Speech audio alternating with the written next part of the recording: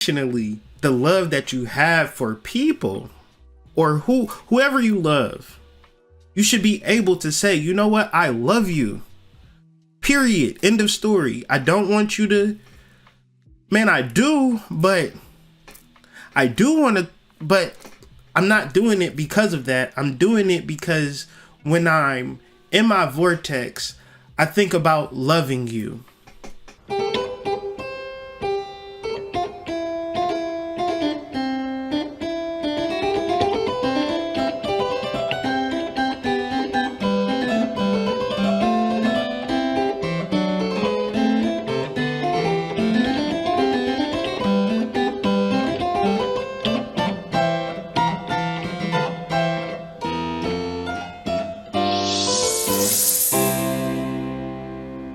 Well, give me a little piece of your love now and let me hold it while you go.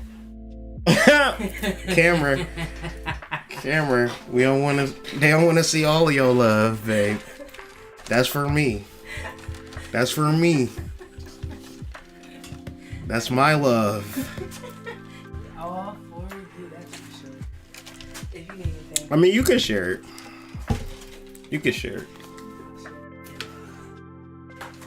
Anybody else right now? Alright, if you need anything, babe, text it. Alright, babe, love you. Love you. Shout out, man, to y'all. Shout out to the family. Today is August 2nd. That means August 4th. ChakrAstrology, the course. This is a one-of-one course. I will not be talking about ChakrAstrology. I mean, I will talk about it, but in reference to an online lecture, it's only going to be an exclusive for Synchronicity University. So even me personally, I'm going to have to ask for the recording, right? So I might get the recording, I might not. So that's how exclusive this teaching is going to be. Let me put the chat in front of me, so I need to hear what y'all be talking about. So yeah, it's very important to, sign up for the course, Synchronicity University, in reference to what I'm going to be talking to today, not in full detail, right? But the overall gist, because it's an important conversation.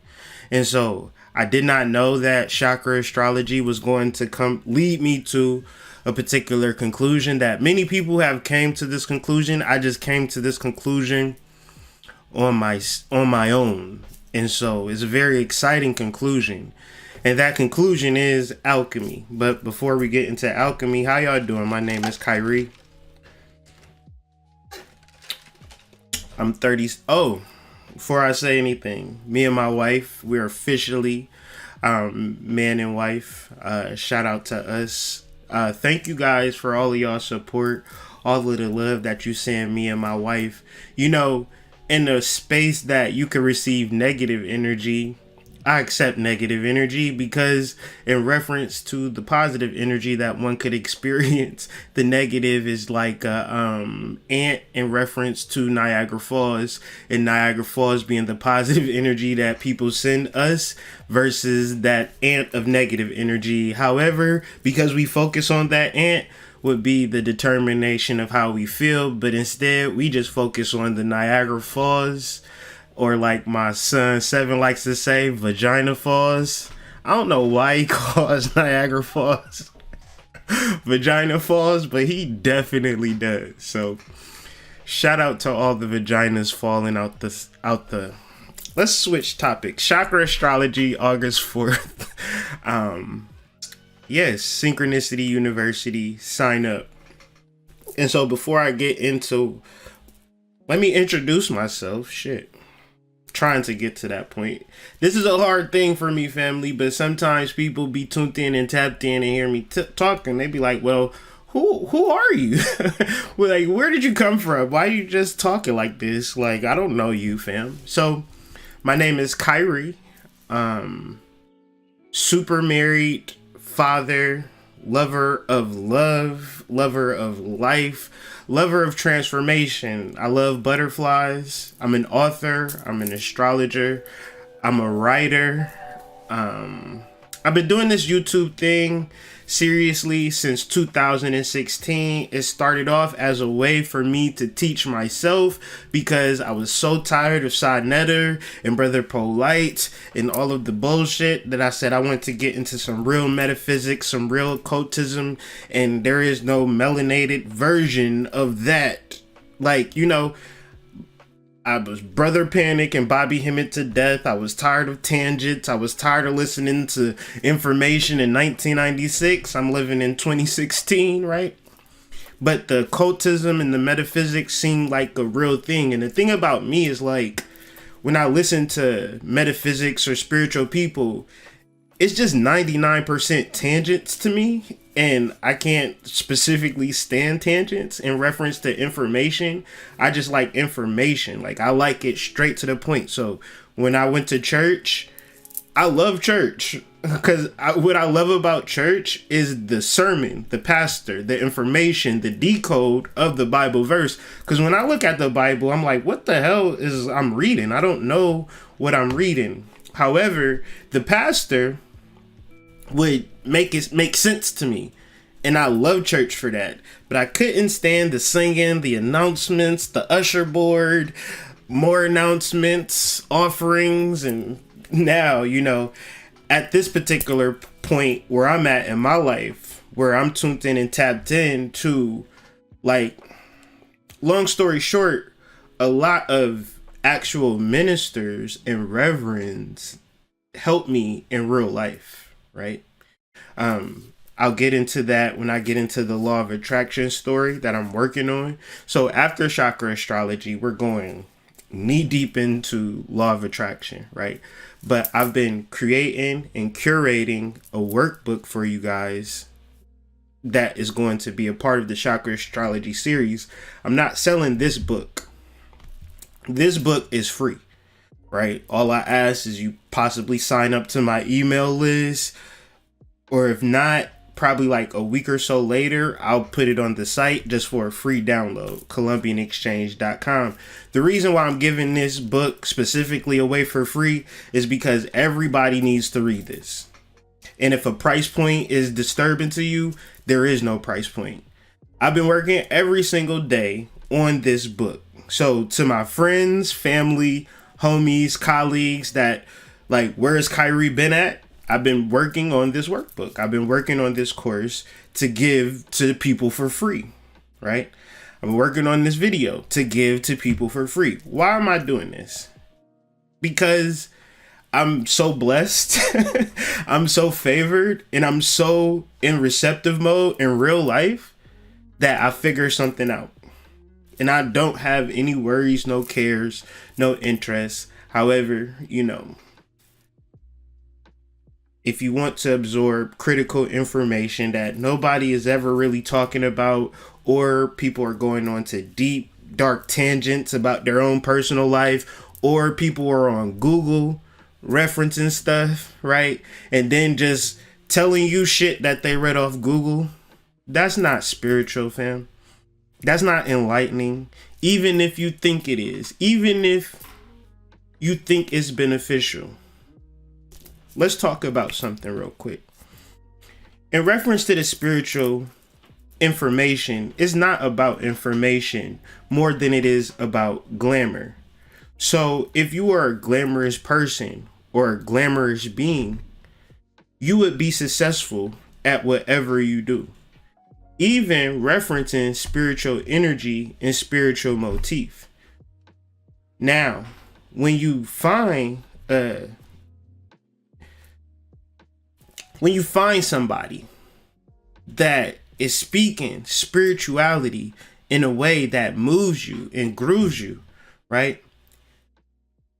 You would think that people would sew back into the person that they hear the information from. But it's not about that more than it is about glamour, more than it is about admiration, more than it is about how people feel about you, and less about how you feel about yourself. So glamour, which is attention, notoriety, feel good energy, none of it is about information. None of it is about salvation. None of it is about revelation. None of it is about revealing mysteries. Because if you could go on Google and find the information out, that means everybody can do that. So when it comes to the mysteries, when it comes to the occult, when it comes to understanding this, there should be major breakthroughs within your understanding.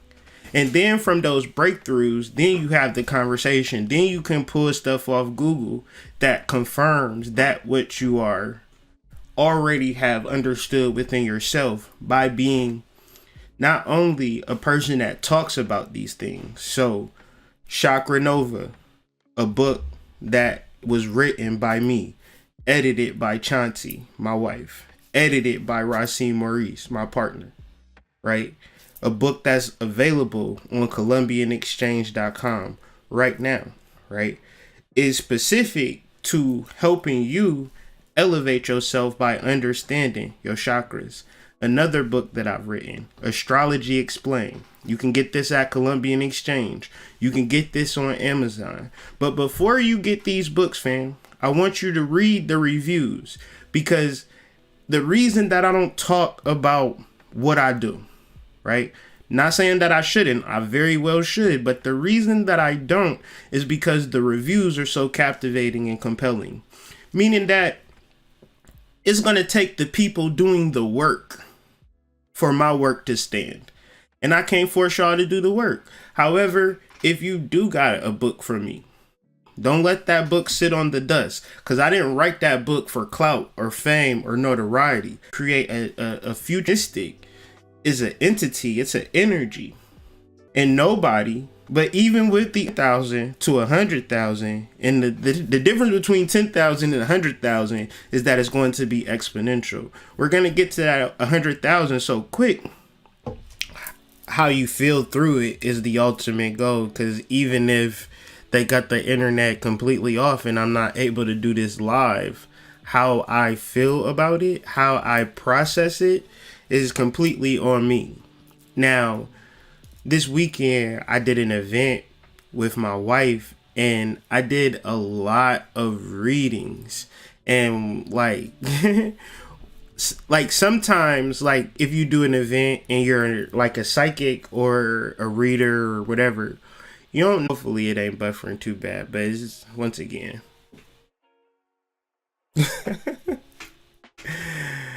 Oh goodness. Anyway, so let's just act as if the stream is perfect. All right. So so separate and secret are the same thing as secretion, which is the action of the secret.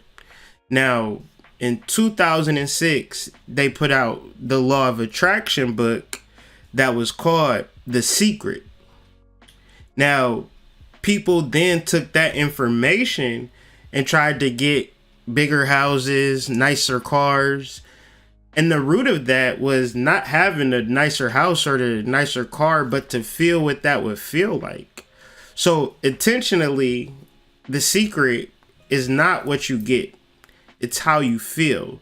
But how you feel is a particular secretion of a particular hormone.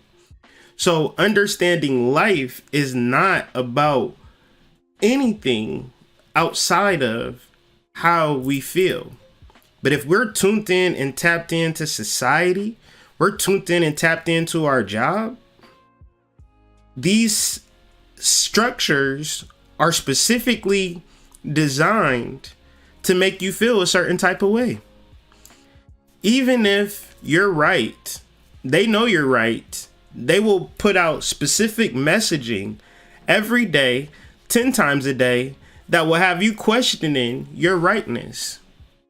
And when you engage in, hey, your messaging is wrong, you need to change that messaging. Do you not think that society and the establishment don't know the game that they're playing, or how you're going to feel about their messaging? We have a sacred biological understanding and birthright that we don't even deal with because society says you need more money, you need more girls, you need more of this, you need more of that.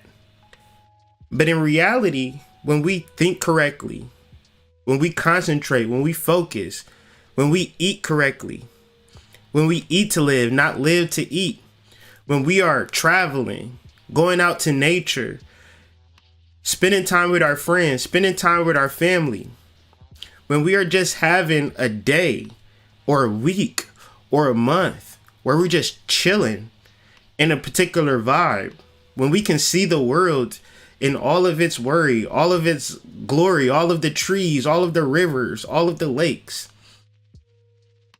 When we're confined to these boxes, to these cities and these digital currencies and these bank accounts, we could be under the illusion that we're living. And then when we're in these jobs and they're stressing us out, and then when we go home, we look at our rent, and our rent is, you know how our rent is. And all of these things are happening.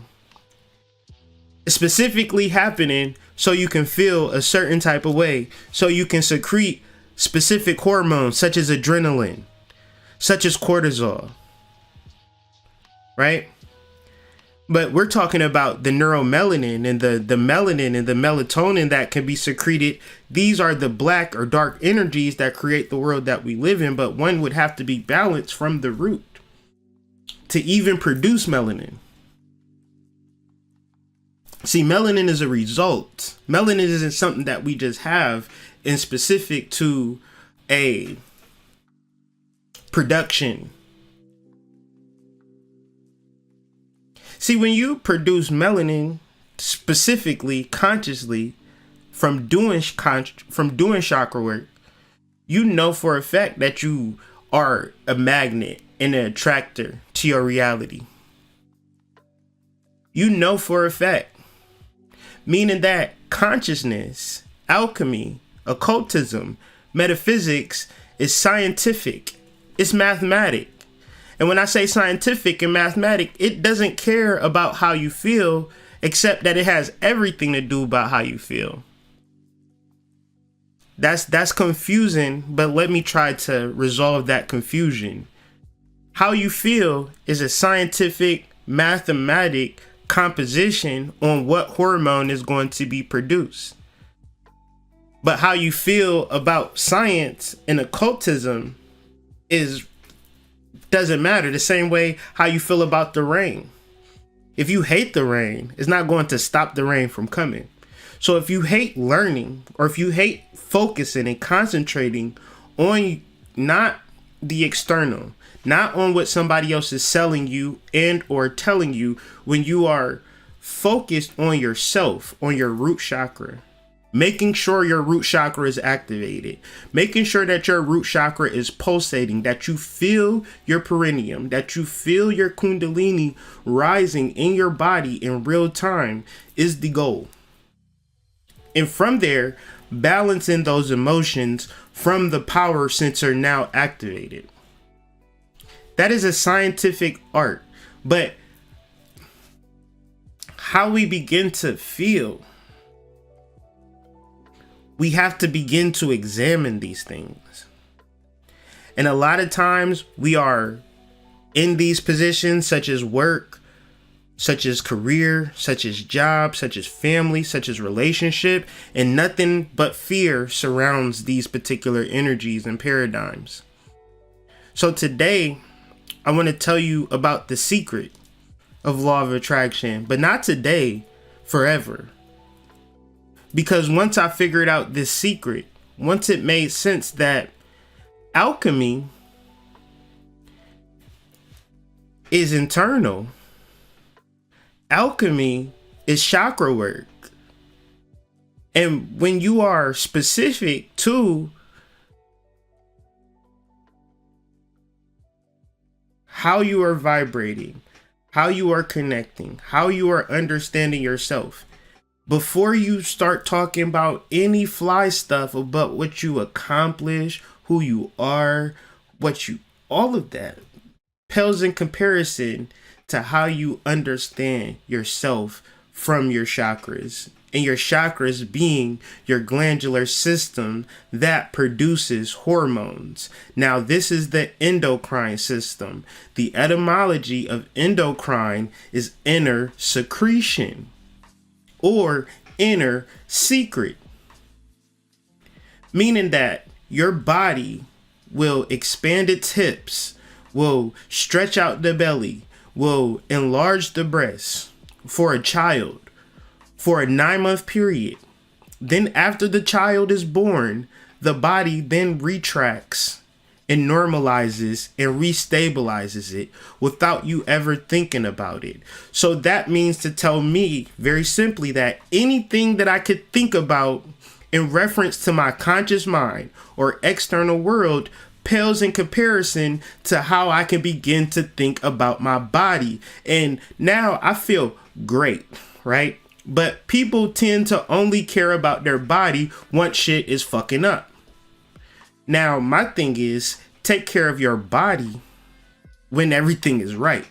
So once it gets to those particular cruxes and juxtapositions of, oh, this, that, and the third, you've already taken care of that.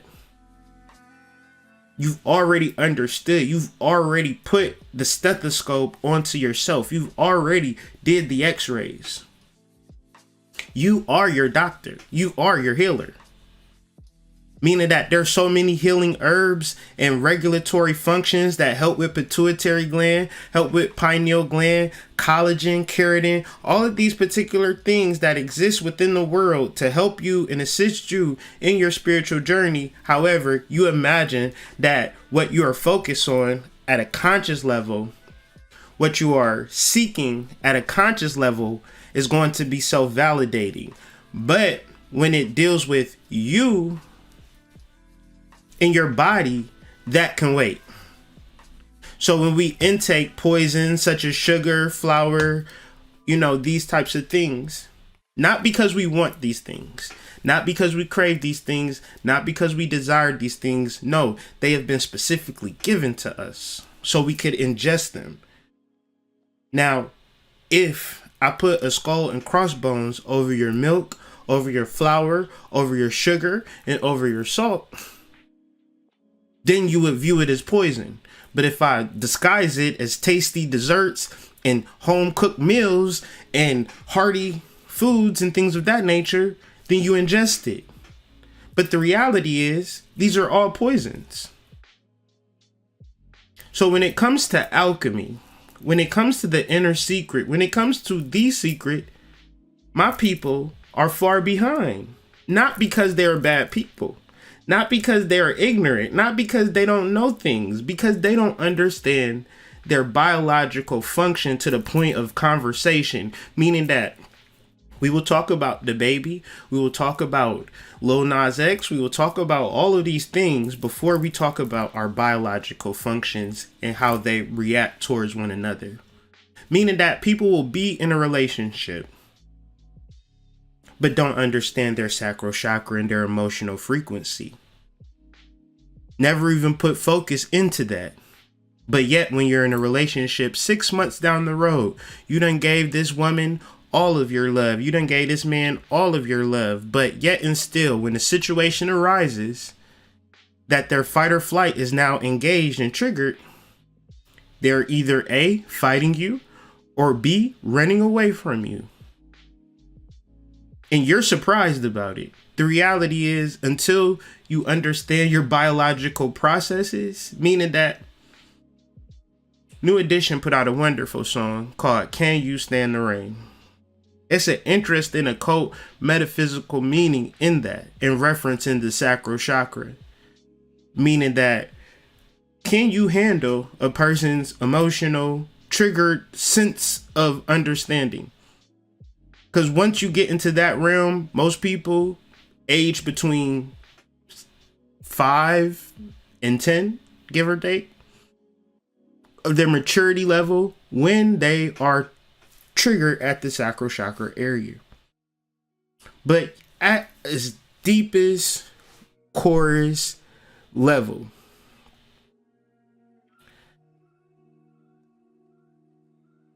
All of that is what truly matters. Like, when the shit gets heavy, when the shit gets intense, how are they going to respond to the relationship? 99% of the time, people are going into relationships and situations really praying to God that shit don't get heavy. Because y'all don't even want to see how a person would truly respond. But then at the same time, you got to understand how your ancestors and all of that keep you away from situations and people like that, for you to not even see that side of them. But even deeper, how are you when tough situations occur?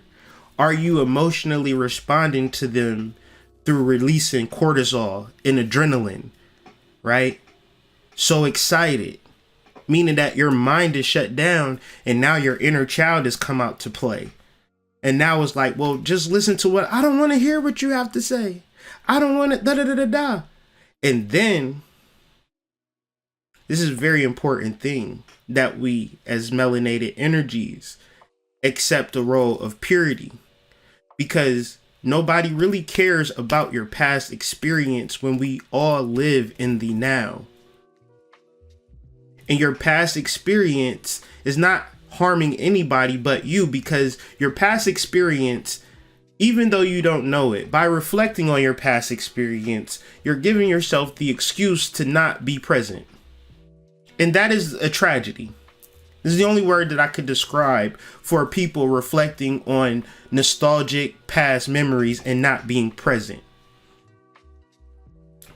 Because when you look in the past, when you look at the back, you are shutting down everything. Everything is shut. So let's deal with some astrology.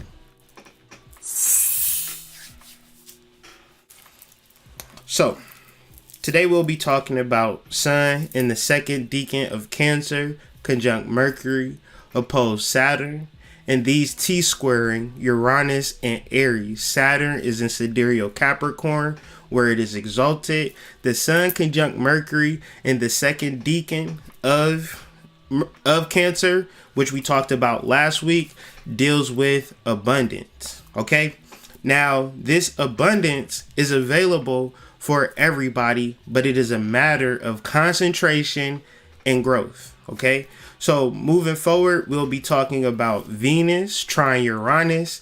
Venus is in the second decan, going into the third decan of Leo, and is going to be trine Uranus. So we have a T-square to Uranus, and then we have a trine to Uranus. So at one level, we have a understanding and a test of your reality in a certain level, but then at another level we have positive energy spurts that is happening.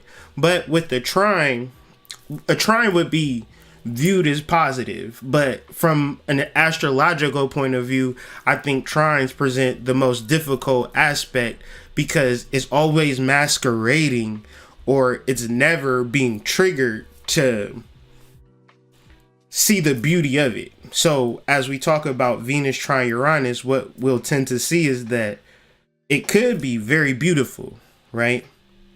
Change and love and success and all of these things.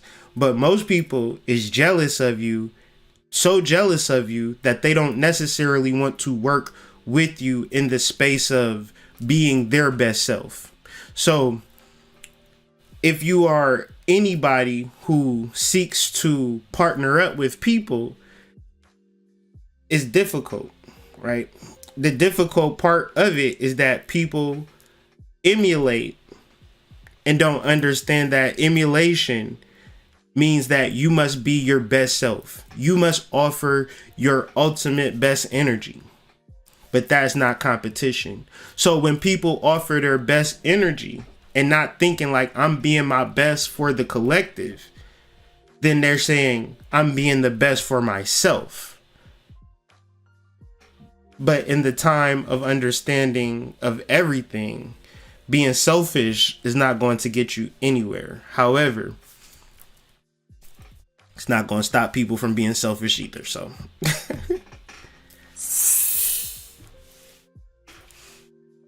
So yeah, let's get into this astrology. So as I stated earlier, the sun in the second decan of Cancer, sidereal, represents a few different things. It represents the digestive system. It represents family, and it also represents soul family. And when you reference soul family, that is the family outside of your immediate family. Now, on this spiritual journey, one must always, every single time, go outside of their family structure. But going outside of your family structure don't mean you got to give middle fingers to your mama. More than it means that everybody got to go outside of the house. Sun conjunct Mercury. Now, Mercury deals with the energy of mercs or mercantilism or being a merchant or being a seller. Something that you have to do outside of the home. But the interesting thing, if you can understand your greatness or what you're great at, you'll notice that there'll be a lot of support outside of the home that is going to bring you massive increase. Now, the problem with this is worrying about people who do not support you in your social circle. So that's the thing. If I was selling boots, I was selling combat boots, right? And I was good at selling combat boots. Everybody loved my combat boots, but I was mad because my wife didn't buy combat boots from me. Well, my wife is not the target audience. My grandma is not the target audience. People who want to buy my combat boots is big black dudes or military dudes and things of that nature. Meaning that when you have a skill, when you have a talent, when you have an ability, you also have an audience. But that audience is not specific to the people that you come up with. 10 times out of 10, 100% of the time, the people that are around you that you love, that's all that they are. And if you come to the understanding that you're trying to grow, that you're trying to deal, that you're trying to level up, then you have to separate from them at a certain point. Not with beef, not with animosity, not with tension, because they are not your market. When you are a spiritual leader, you have to go on quests. You have to go on ventures. You have to have that one-on-one time with your spirit. And sometimes your spirit manifests in other people along the journey. And this is so natural and so healthy. So very rare though. Most people stay connected and linked to people that they feel comfortable with, people that they trust, people that they know. And when it comes to soul family, you would never know how successful you actually was going to be out here in these streets. Because you stayed up under your mama. You stayed up under your daddy. You stayed up with your day ones. That is a harm. Almost any idea that hip hop can present to you is 9 times out of 10 harmful. None other than no new friends. Day ones. That's good for when it's good, but when it's bad, it's horrible. Cause ultimately, imagine if I had to rectify everything that I'm speaking through the filter of my Uncle Reggie. I'll be at a certain point, I'll just give up and be like, hey, where's the bush at? Crack open a bush, let me sit with you and do what you do. Because obviously what I'm doing has no reference or no level up. And the thing about friends, family, and things of that nature, when you a spiritual healer, you're a healer. Now, as you heal, your natural inclination is that the people around you should be healing too.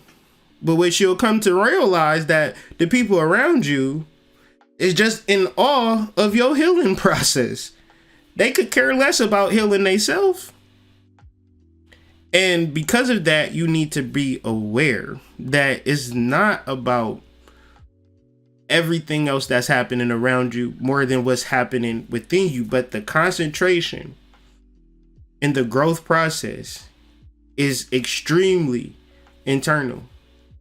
It's extremely how you are understanding yourself and growing in that understanding of yourself.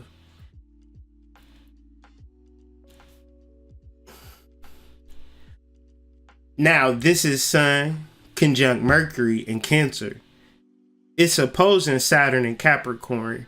Now, Capricorn rules the 10th house, and the 10th house is like the hero's journey.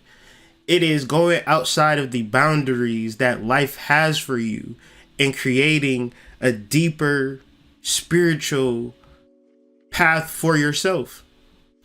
So Cancer is always opposed Capricorn, meaning that the family in the journey is always synonymous. The craziest shit is doing this work for so long and people just acting like they personal family situation is the one that is the actual glue to their situation. Like, no, I've heard it all, fam. Always separate from your family. Always. Always. But love your family, though. But never imagine you are in a particular family that matters at all. What I'm saying is, Carl Jung speaks to individuation as a specific process of simply understanding your neighbors. Now, if you've seen Miss Susie Lou at the movie theater, your neighbor Miss Susie Lou, and she looked at your shirt and she said, "Boy, what you doing with a pink shirt on? That ain't masculine." You look at Miss Lucy Lou and say, "Miss Lucy Lou, excuse me, but this is a Balmain off-white V-Lone special edition. I spent $3,000 for this shirt. Please have a couple of seats, Miss Lucy Lou." But if your mama said that, your mama would be like, "Boy, you don't got $3,000 to be spending on no shirt, this, that, and the third. Take that shirt off and this, that." "Oh, I'm sorry, mama." That's a scenario that people could be like, okay, that's reasonable. Now, what if it was reverse? You could have been Miss Lucy Lou's son, and now your mama is your neighbor. Meaning that when we incarnate into these families as spiritual beings, there is no right or wrong, especially if we get to a certain point. Because what you will notice in reference to the world, that a lot of things had to happen in favor for you to even exist within this moment. Like that piano that fell out the sky and missed you by 2 inches. If you would have just walked 2 inches to the right, the piano would have fell right on your head. Wouldn't even be here listening to a Hood Mystic video. So in reference to concentrating and growing and tuning in and tapping into yourself is actually a guide to keeping you aware and alive and focused. So every moment is a point where you honor the self. Cause your mom and dad could say things particular to yourself. It happens to everybody, where your mom be like, "Wake up and go to school." But yourself is like, "I'm about to sleep in today, sis. I don't know what you thought." And then you go back to sleep, wake up at 10:30, late for school. Your mom wanted you to wake up at 8, but your soul said wake up at 10:30, meaning specifically your soul is always in control. I'll do you another example. It's 2 brothers. One brother be's a doctor. The other brother is a thug. They had the same mom, same dad. Why did the brothers end up in 2 separate life circumstances? Because the family is inconsequential to your spiritual growth. Now, if you from a rich family that support you, that give you a car and give you a stipend and give you some money and stuff like that, your family will be very important. But if you're a spiritual being, sometimes when you're a spiritual being, you do come from a wealthy family. But you got to be spiritual enough to say, this doesn't validate me and my spiritual understanding. The same way if you come from a poor family, that poorness does not validate you in your spiritual journey. It's all entirely inconsequential as we begin to talk about the glamour subject later in the show. But when we reference spirituality, we're talking about the non-physical. We're talking about the imagination. So in reference to melanin people, We need to stop and purify our minds, right? Because the moment people tap into spiritual modalities, they start talking about a global, worldwide fight against other spiritual entities. Because once we tap into spiritual, we automatically understand the racial divide, don't we? Well, maybe you don't. Maybe you just been fed so much information in your brain that you need to specifically purge and wake up and tune in and tap in. Because time, like, you might live in a city, like you might live in Brockton, and there ain't no black and white people. Everybody Cape Verdean or Chinese and Mexican and Indian and all types of races. You might not see no black people. You might not see no white people. You might see all the type of races. So who is they supposed to fight?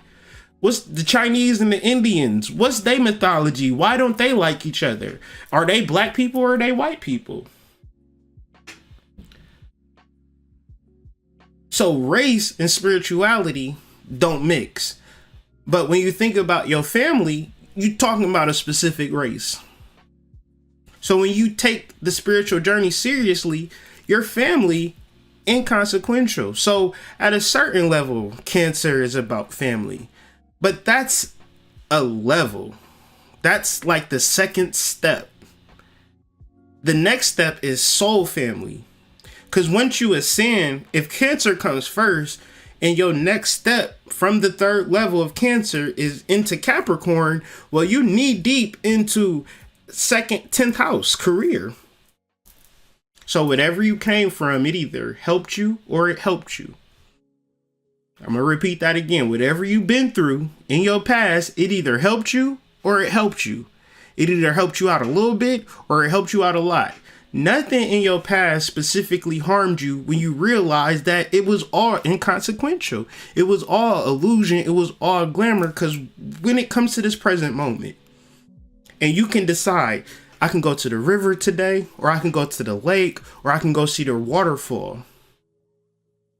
I can go into nature today. I can do whatever I want to do today in realms of me connecting to source. You have made it, my guy, sis. But that past remembrance of what happened yesterday or the day before or last year, 10 years ago, has nothing to do with spirituality in nature. Meaning that a butterfly that transforms into a butterfly doesn't one day say, you know what? Even if it wanted to, it couldn't turn back into a caterpillar. A tree that has grown many leaves and branches doesn't decide, you know what, I'm going to reduce myself to a baby twig tree. Nature, life, energy, spirituality is a persistent movement into growth and integration. Our specific consciousness, our specific concentration on the spiritual modalities bring about growth. Capricorn deals a lot with the skin and the fascia and the energies that, so the skin and it's like the skin on top of the skin or the skin under the skin, fascia. It's an energetic bond between you and reality. Now, when you are out of shape, you lose sense of your feeling and sensory energy with the world.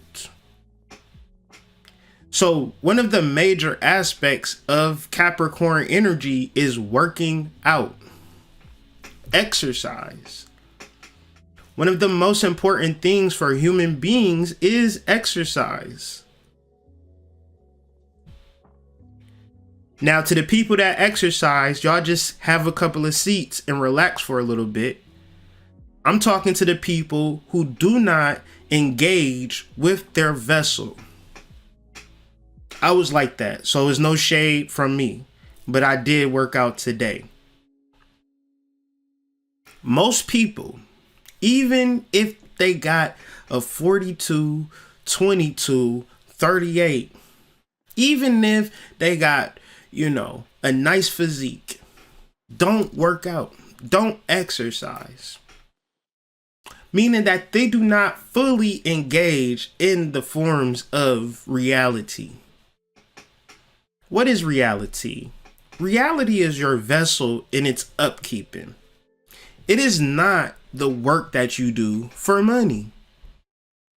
Better to be healthy and broke than to be rich and out of shape. I'm going to say that again. Better to be healthy and broke than to be rich and out of shape.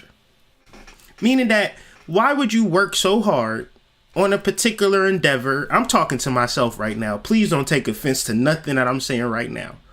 Why would you work so hard on writing a book and doing a YouTube video and putting out a blog post and social media post and, taking care of your kids and not taking care of your body, Kyrie? Tell me how that makes sense. What's more important than you waking your ass up and hitting that fucking treadmill? Hitting some fucking weights. Making sure that your body is together. See, that's reality. That's Capricorn. That's truth. If you have a goddamn brother circle and a sister circle and all of y'all wipe each other ass, right? But none of y'all do a couple of push-ups and sit-ups and pull-ups, ain't no healing really took place now, have it? Meaning that you gotta tear your body down for it to even click into healing. So the conversations and the realizations and the rigmaroles of life actually promote healing if you allow it to heal. But if you constantly moving up, more, get, better, what is the breakdown process that's going to bring about healing? Oh, you thought the more money you had was the more energy that you was going to bring about healing or something to that. Like, what was you thinking? You thought you was going to buy a healer once you made the money. Good. You are your healer.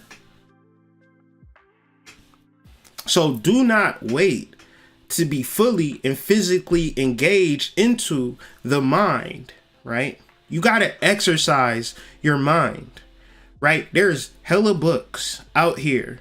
And I'm talking about books that'll help you right now get to where you need to get to. But if you can say, I don't got time to read, but I got time for Netflix, you're not fully and physically engaged into the exercise of the mind, body. A lot of people cannot work out, meaning that they're too overweight. And I'm not laughing, but I'm always triggered into Richard Simmons when the lady was clapping. And that was her exercise. That's all she could do was clap. And I'm not trying to be funny, but I'm saying don't make it an excuse not to exercise if all you can do is clap or take a walk. Honor that body, honor that vessel. Tell that vessel that you love it. Tell that mind that you love it. Don't feed it poisons in the mind and in the body. Yeah.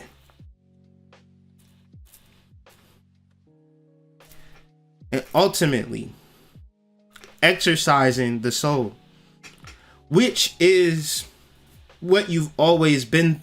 You always will be. And you are also transforming into, whether you know it or not. Life is just a school. Life is just Earth, right? Earth is a cocoon, a spiritual cocoon for ethereal butterflies. So your whole time here, you will escape as a butterfly. Now, the mentality that you have here, is this a transitional period? This is why Pambagira is the goddess of Earth.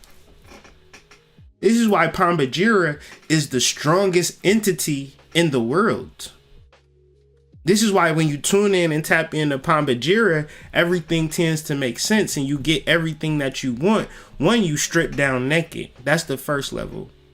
The second level is understanding that this is a transitional period and your goal down here is to feel great. The better that you feel, the more amazing that transformation is. So this is an opposition. Sun, Mercury oppose Saturn, which it creates a 90 degree, both 180 degree angles is 90 degrees intersected by Uranus. And Uranus is transiting into the third decan. So as it sits, I get this energy of balance. I get this energy of temperance. But even more so, it is for a specific purpose. It is for understanding love. Meaning that ultimately we work, we pay rent, we live in these structured societies and systems because we do not love. We do not love. Because love is so beautiful. It's so magnetic. It's so prosperous. It is no struggle in love, right? You need to be in a situation and love the same way your skin loves your muscles and your blood vessels and your heart and your skeletal system. See, Saturn epitomizes love because it always holds you together. Imagine no Saturn in your life and no skin, you would just be a bunch of goop and globs and brains and lungs and vessels and stuff. That'll be nasty, but Saturn creates a beautiful vessel. A beautiful vessel for you to house all of the globbity gluggity gluck within yourself. Now, just that thought alone should incite a tidal wave of love in reference to your skin and your examination of your internals. Meaning that your whole entire life and structure is built upon love. And if you don't say, I'm going to take you to the gym, I'm going to work you out, I'm going to make sure that you together, because you make sure that I'm together, because you are the soul. You are the non-physical entity that sits within the body. You need to meditate on this as much as you can. When shit gets tough, you got to learn to separate from whatever you are thinking, because when you think, you have a specific understanding of truth and positivity and growth. But when you tap into the ignorance of life and humans, and you imagine that a bad thing can happen, a negative thing can happen, since you watch something on the news, you don't want that to happen to you, and all of these particular things, the poison that you absorb into your mind, and then you just let it sit there. And then at the same time, all of this love exists in the world. All of this mutual beneficial energy just sitting out here, and it needs you to be a co-creator, meaning that you have to transform that non-love, skeptical, negative, hard body. What if this bad thing happens? And transform it over into a positive, wonderful experience. You can breathe in deeply and exhale that breath. You could do some root locks. You can time your breathing with your root locks. And you could do this over a period of time. And this is meditation. But through this meditation, be grateful for these breaths. Be grateful for these contractions. Because you're doing it. That's why you should be grateful. You are transforming, you are understanding that you have the power in a world of 1,000,001 distractions to focus and concentrate on the most important thing to your existence, your breath. You're not losing your breath. You are conscious in your breathing. And in your breathing is the energy of gratitude. And in that gratitude, you do not have any more space for negative energy. There could not fit a negative space when tuning into your breath. You could say, well, my mom wasn't shit, and my daddy, I never met him. But you can't breathe and do that at the same time. So when you think about it, what kills us is when we hold on to traumatic memories. This is what I see in my work. But what I notice is that these traumatic memories hold you at a hormonal level. Meaning that you have not done the alchemy. You have not done the chakra work. Yeah, you read about it. You heard us talk about it. You may have even talked about it. But you have not done the work. Because the work is entitled into a nova, means new. So chakra nova means new chakra, new body, new understanding, new realization. You are a spiritual entity having a human experience, and it's very important that you separate from the old. Why? Because you cannot put new wine into old wineskins.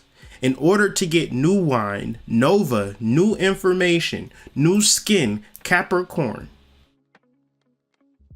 In order to do this, you must actually transform, meaning that you need to separate from your body. Because you ultimately are not your body. Your body is a rental car.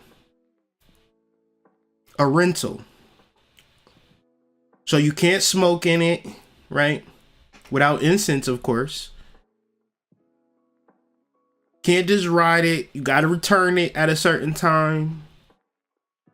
But when you're in it, it's a good time because you could just drive for a long time. It's better than your car.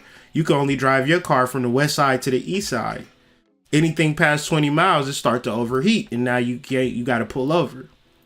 So when you rent a car, you can really go places. So some of us hear what I'm saying in reference to law of attraction. The reason what makes it so difficult is because the trauma has calcified, meaning that you some people look back so much that they neck get stuck, like they got a crook in their neck. They just looking back, and they just constantly looking back. So you're talking to them, they're talking to you, but they not looking at you, and you talking to their ear, and they hearing you, but they not present with you because they imagine that whatever traumatic energy that they experience is much more valuable than the present. And the reality is that it's not even your car, fam.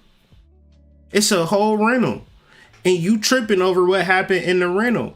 And the reality is that before you know it or not, you're going to need another vehicle.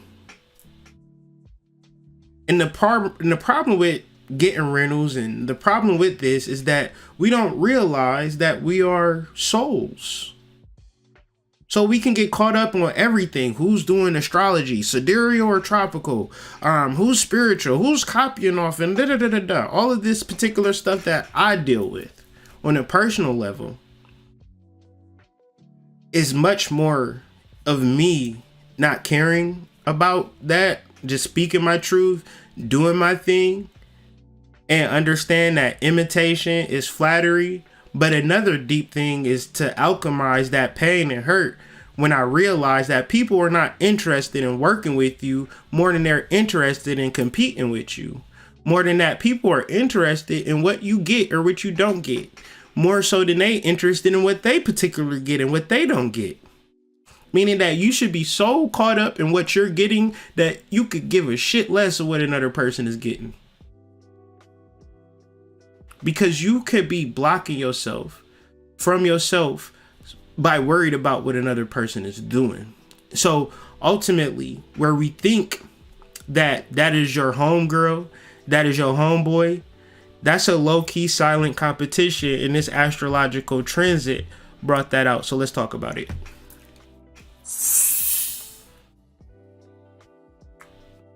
So this is from the French Revolution. After the French Revolution, when they did a lot of social engineering, and a lot of things that we do is based upon this French Revolution, because after the French Revolution was the American Revolution and so forth and so on.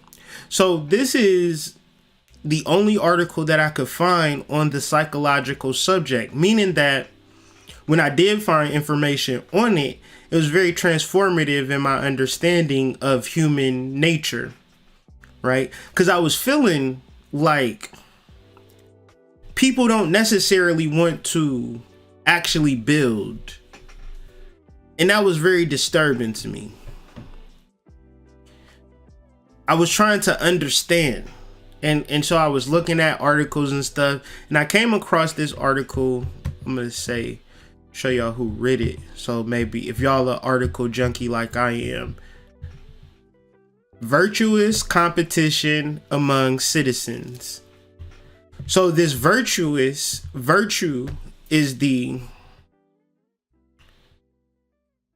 I'm pretty sure it's the 3 of Wands, right? So in this so the 4 of Wands is opposition. The 3 of Wands, the second decan of Aries, is virtue. Competitiveness. Where if you get a big house, I need to get a bigger house. And I ain't going to say that I'm competing with you. I'm just going to get a bigger house. If you get a girlfriend, I got to get a girlfriend. If you get a car, I get a car. This is the kicker. If you start an online business, I want to start an online business too. What's the problem with that thought process? Online businesses is hard as hell to operate and run. It's not an easy thing. The reason that it's so easy to create is because it's generally a scam to get you to give the company that's creating the platform money. It ain't for you to have a successful business, because a successful business is an everyday endeavor, meaning that you got to open your doors up every day as if you had a brick and mortar store. But see, when you do an online store, you deal with it when you want to deal with it, don't deal with it when you don't want to deal with it, meaning that sometimes you're just a marketer. Sometimes you're just a copywriter. Sometimes you're just the face of the company, meaning that all of these businesses, online businesses, where they think we're doing a good thing, we're actually competing against each other. Well, I seen her, like, trust me, I did not see anybody sell herbs. Not saying that people did not sell herbs, but I sold herbs because I had the intention and the initial idea. Now, when you come up with an idea, you automatically get competition. But see, the reality is that I'm dealing with people that I love.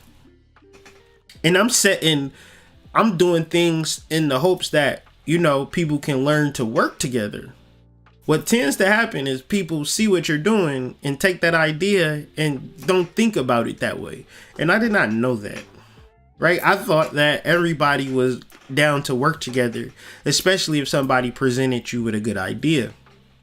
But when you realize people steal good ideas, then you tend to be a little bit more guarded with your ideas. And when you understand human nature, you don't actually want to imagine everything is what you think it is, or that people are going to reflect what you put out.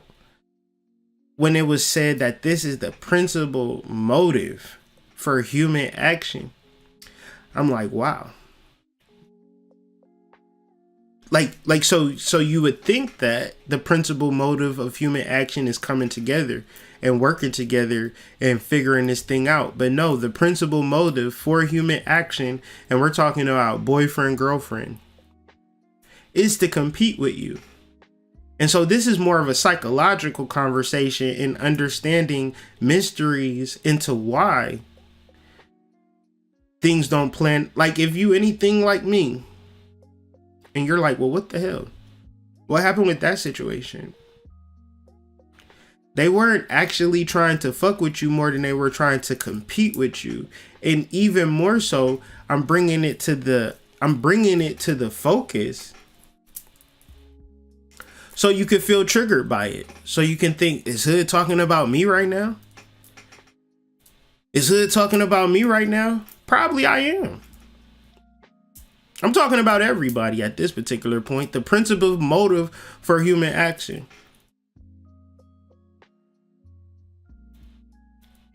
A lot of people will say, I channeled this from spirit. Spirit came to me and told me to look at Google. Spirit told me to go look at Hood Mystics video and take notes. And then say that spirit shit. Why is this alarming? Why am I bringing this up? Because we are spiritual beings having a human experience. We are not humans. We are not a part of human nature. We are part of spiritual nature. Meaning that if you can work with a person, listen, and I'm not talking about reaching out to a person when you feel like it. That's not working together. I'm talking about making the commitment every single day to come up with a mutual understanding on this can benefit me, this can benefit you. We should work together. We should be a partnership. As opposed to when you feel like it. I'm going to just leave that at that. Because I'm telling you, people do listen to I'm telling y'all, like the people who listen to my videos and use it for themselves and things of that nature, y'all wouldn't never even understand that people take the same shit that I say, mix it up and say it to a whole larger audience. And then I'll be on their live, not saying shit. I'll just be sitting there watching. Because this is interesting at this point. And I'm not even angry about it. It's a beautiful thing. But I'm saying all of that to say, I know you're still listening. And the way that you're going about it is the wrong way. It is not the spiritual way. It is the human way. And you are not a human being, even if you think you are. You are in competition, even if you don't realize you're in competition. Because when we reference love, so you will have an uncle, right? I got an uncle. He drink. That's still my uncle. I don't care. You're never not going to be my uncle. But when we get into spirituality, we then want to be so picky about people. Oh, this person provoked my ego. I can't deal with them no more. This person does not make me feel good about myself, so I'm going to cut them off. It's your damn uncle and aunt. They ain't upstanding citizens, and you about to go to their damn cookout on Sunday. But when it comes to energies of, soul family and soul elevation, it's all now you want to be picky. Even more so. Ask him to show you why you'll never see a picture of his baby mama, right? Why you'll never see a picture of her baby daddy. She ashamed of him. He ashamed of her. But want to have all of the standards when it comes to youth. Oh, I want a girl like this. Oh, I gotta have a man like that, and I'm abstinent. You abstinent with me. I'm a top-notch type dude. I'm a top-notch type female, right? You all giving me all of these standards, but Hood Booger Judy, yep, her name, Hood Booger Judy, got the safe and key to your heart and things of that nature. Goddamn Loke, right?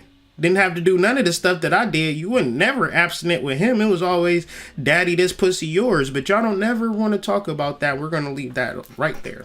We're never going to touch that. That was a hot one. I'm going to leave that one there. So, Venus at the 19th degree of the sidereal chart that we're working with speaks to emulation. And it is an effort to match or surpass a person or achievement typically by imitation. So what's the problem with that? Well, the problem with me personally, if you would have said this person wrote 4 books, got a website, got a wife, got a kids, how is that person going to feel like? He going to feel like the man, right? But as a person who saw that, got that, and lived it, it feel completely different than I expected. I still got eye boogers in the morning. I still got the little drool thing on the side of my lips. Like, I'm not as lit as I thought it would be. So if a person is imitating me, be sure to, scrape them eye boogers out and make sure you get that crust out your eye. Meaning that you don't know what you're imitating. And I'm just using me as an example. It's a lot of people with even worser dispositions that you think that by following them is going to feel good for you. But the key is to follow yourself. But you will never be able to tune in and tap into yourself if you are on fight or flight mode. But you can't deal with your fight or flight mode until you ground. This is alchemy. And this is very simple. But listening to people outside of yourself will make it super confusing and convoluted. I'm tuned in and tapped into Law of Attraction, so I'm going to share a story in reference to Law of Attraction. Now, Law of Attraction, in reference to a story from Abraham Hicks, and I'm going to paraphrase, is like going from Las Vegas to San Diego, but stopping in the middle and saying, I don't know about this, I'm going to go back. But then also saying, I've never been to San Diego. At a certain point, you have to have the enduring mind to see it all the way out. Meaning that you, in reference to this Venus, Trine, Uranus, in a simple state, is like new love, right? A new love relationship.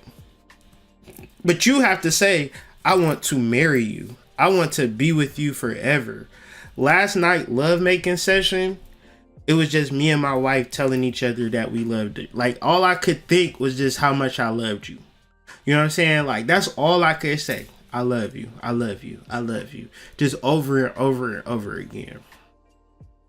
I'm so committed to the relationship that even if it gets tough, it's only tough because I'm so committed to the relationship. Meaning that you got to be able to look at that woman in the eyes. Ladies, I'm telling you, he got to unequivocally want to see the relationship out long term and say that shit and mean that shit. And you should feel it from the top of your lace front to the bottom of your pedicure. Ain't nobody hating on y'all today. We just giving positive vibrations and energy, right? Because he may say, I'm totally committed to getting his ass tonight. I'm totally committed to you staying here and living month to month on the lease because you're going to pay half of the rent. No, I'm talking about a lifetime commitment. And I'm talking in reference to families and children and business and all of these things where you taking your little side hustle, making twos and fews and combining it with somebody else, and now you making millions of dollars every year because you are just an employee of a business. Okay? So,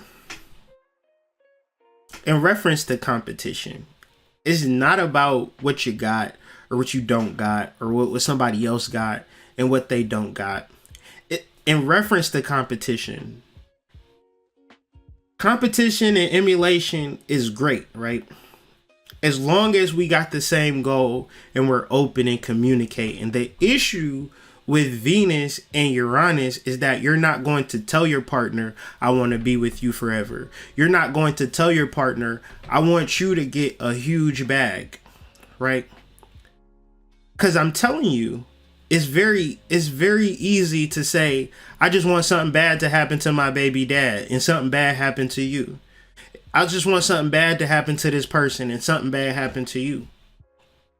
Because it's like Leo moving through Venus moving through the second decan of Leo is moving into the realms of alchemy, is moving into the realms of I'm going to do this every day. And the third decan of Leo is specific in victory. Now, victory is different when you say I'm going to win at all costs. So generally, this is extremely favorable, especially when it's a trine to Uranus. But the problem is that y'all going to be victorious in tearing somebody down, because they did you wrong. And even at a subconscious level, when you're not specific to, so Venus is subjective, meaning that a subject is you're my subject, meaning that you are what I want to focus on and concentrate on. Some people don't know shit about Venus because they're too passive when it comes to love and destiny. I'm saying, like, if I love you, fam, you're not going, you already have heard me say that to you. I don't gotta wait to tell you that I love you, fam. That's silly. I gotta tell you today, right? That's Venus, right? No, I love you. You are my subject. Trine Uranus is a different alchemy, meaning that I love you. I seen what you've been doing. I seen how you move. I know that me and you, we would work well together, right? If this is the case, then now you're victorious in that. But if you're not specific and intentional with what you love, what is your subject? Who is your subject? Right? Then you're going to be victorious in what you've already been doing, which is looking back. You will be victorious in that, and you will alchemize yourself even deeper into looking back, hoping that the past would change if you just look at it. But that is not growth. That is not nature. That is not divine. That is not processional, right? Through our attention, through our concentration, we grow. But when we look back, what that look back or that memory grows, and that becomes to be the issue. So identify who, what you love. Tell them what you love. If not only, even if they tell you, go to hell, I don't receive that love, take that love and throw it away. This is not a conditional exercise. See, Venus is never conditional. What do I mean? If you see a beautiful woman walking down the street, is she saying, I'm looking good because you're driving down the street? Or was she going to be walking down that street looking good regardless if you drove down the street or not? Meaning that what you love, and this is will always make it difficult and complicated for you. So if you're not in a relationship with somebody, this is your choice. But in reference to how you feel, in reference to your sacral chakra, in reference to, and once again, to say that I love somebody, I tell hundreds of people that I love them. Is that saying that I want to be in a physical relationship with them? Absolutely. Does that say that I'm going to get that? 10 times out of 10, no. But when it comes to me and my sacral chakra, I am not blocked. If you want this love, you will get this love. And you can block it, throw it away, put it in a trash can. Not my concern. But see, when it comes to me and my body, what makes me happy, oh, I have to distribute this abundance of love that I have within myself. I have to. It's unconditional. I'm that bad bitch walking down the street. Whether you was driving down the street, whether you clicked on this video or not, I was going to say my notes. I was going to do what I was going to do. If it was one person on this live, guess who would have been still coming the way that I was coming? Because the people who listen to my video need to listen to my video. But understand my perspective is love. And if you tuned in and tapped into me, it was because I was the catalyst. I chose love a long time ago. And I will always choose love. Because it's not about what you feel, about how my love is. Love just feels good to me. I rather produce endocannabinoids and things of that nature over the stress hormones in reference to all of the love that I have is never being reciprocated. I don't give a fuck, right? I'll just produce more love internally and come up with another video or fucking play with my kids. It's all different types of ways that I can remind myself or share the love that I have within myself. But I like to talk to the adults a lot of times too, because we are, as adults, learning to harmonize our families and blend our energies, right? And it's not easy. Alchemy is not easy, because what we have to deal with in these families and harmonies and energies is the balancing of the emotions, right? And once we balance these emotions and we harmonize these emotions, now we're doing the work. Because the work happens when we're dealing with each other. The work does not happen when we're alone. That's what's confusing about it. That's what throws you off when you're by yourself. And by yourself, you could tell yourself all types of stuff. I can tell myself I don't stink until my girl walk into the face and do the... Now I'm realizing, oh shit, I stink. I need to take a bath.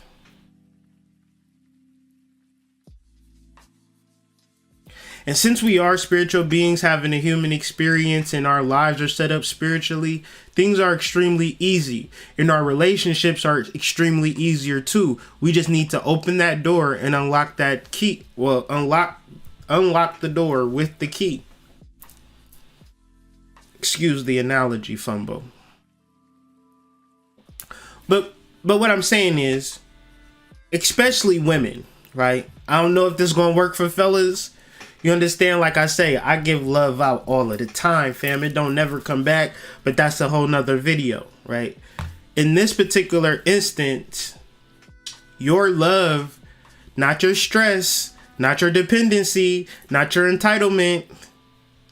See, these are concepts. These are not love. See, love is unconditional. Love is Venusian. Love is the perpetual, unconditional love type energy that you can see through. Sometimes people say it's masculine and feminine. Well, no, there's masculine and feminine, and then there's the third illumination or the third secret, which is love. See, love produces a hormone that scientists can't even figure out for the life of them. Trust me, I wish they would try to figure it out, right? But when a woman loves you, her vagina secretes a liquid. And that liquid, that ambrosia, is by far the most healing substance on the earth, but it's specific to your woman and your relationship with her. Meaning that you can't go to the store and pick up some nectar or some ambrosia or nothing like that. Meaning that you have to balance. Listen to how ill that is. The only way you can get access to this energy is to stand up in your relationships with your divine feminine. Because go ahead and be a low-life slumlord, slumdog millionaire and watch that vagina dry up like quicksand. And I don't even know if quicksand is dry, but let's just imagine it's some dry quicksand. Like in the olden time. Y'all ever remember watching shows with y'all grandma and people get stuck in quicksand and you like, oh shit, what's that, grandma? She like, it's quicksand. They stuck. It's a wrap for them. That's how it is when we're outside our vortex. Stuck. Right? So.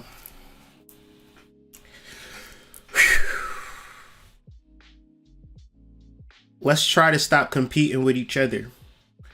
And how do you know you're competing with somebody when you're not specific that you love them? We are spiritual beings, so we should be way past playing hard to get. And if we got something to say on our chest, then say it. It's going to be so easier from that perspective. Look, I love you. And back to that original point in referencing to true love. True love is they say they talk about the alchemical marriage and things of that nature, and we break it down and we try to understand it. No. Excuse my language, but I'm gonna get frank. When that pussy get wet, that's the illest alchemy in the world. See, if you had $1 million, but you wasn't turned on by the pheromonal release of your partner, what would that $1 million be worth? Not much. In reference to alchemy and understanding what life is about. See, life is an understanding of your inner biological processes, and hopefully you will reach a point internally that you feel wonderful. Now, you can be by yourself and feel wonderful, and then feel lonely and feel like you need more or you need to do something about it, right? Yeah, feeling good by yourself is cool for a certain amount of time, but the alchemy from one thing to another is specific to learning about these processes. And out of the trauma and the turmoil of this and that and confusion, and which was all an internal understanding that you had to just kind of figure it out, the equation, the mathematical function of, oh, this is what it feels when you get cheated on. Oh, this is what it feels like to have emotional abuse. And like your body is just in your recording these things. But yet and still, if you could say, well, I was abused, you are initially saying that at your primal original point, there was no abuse. So when we do alchemy, we're transmuting that abuse into a new understanding. But if one says, no, I was abused, that's saying, no, I was a caterpillar. Yes, you were a caterpillar, but when I look at butterflies flying, I do not see the caterpillar in them any longer. They're flying and beautiful and all colorful and shit. And I know it's well, let me just be frank. Once again, it's going to be hard if you're going to immerse yourself in it. But the alchemy of the understanding and the alchemy which is present is just in you vocalizing unconditionally the love that you have for people or whoever you love. You should be able to say, you know what? I love you. Period. End of story. I don't want you to, man, I do want to, but I'm not doing it because of that. I'm doing it because when I'm in my vortex, I think about loving you. And I need to share that with you because it's a part of my experience in this 3D plane. Do I know why I experience loving you? No. But in reference to me not telling you that is destroying my sacral chakra. It's giving me stress. It's giving me anxiety. It's giving me worry energy. And the only reason I feel this way is because I love you so much. And I'm just so afraid of how you would say or feel about it. But I was listening to a video and I overcame that fear. And I don't give a fuck now how you feel about it. Guess what? I love you. You gonna feel so great after that? You gonna open up your law of attraction so much after that? Because what you're saying is that I'm not competing with you no longer, nor do I want to compete with you. I want to love you. This is what I want to do. Maybe I don't know how to love you. Teach me how to love you. Because if you taught me how to love you, this would bring satisfaction to my organs. Watch the walls come tumbling down in your law of attraction. So much bogged up, blocked up love energy between melanated men and women out here in these streets. And when we come to a point where we need to begin to heal each other, you think that we're going to heal each other financially when we already got money? We going to have to heal each other on this biological, alchemical. And I'm just so happy that I'm able to understand it and bring it forward and bring it through to the world. So shout out to y'all choosing love today.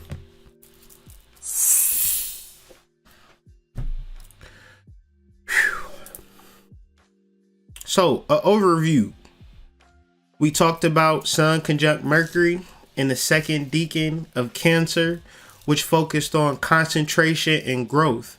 It's not about what you have or do not have. It's about what you will concentrate on and grow from. If you want to be a dancer, start concentrating on dancing shit. If you want to be rich, start concentrating on rich shit. If you want to be in love, start concentrating on in love shit. If you want to be fit, start concentrating on fit shit. Whatever you want, concentrate on it and you will grow from it. If you want to be bitter, concentrate on people that make you bitter and watch you grow. Why? Because Venus is going into Virgo within a couple of weeks, week and a half.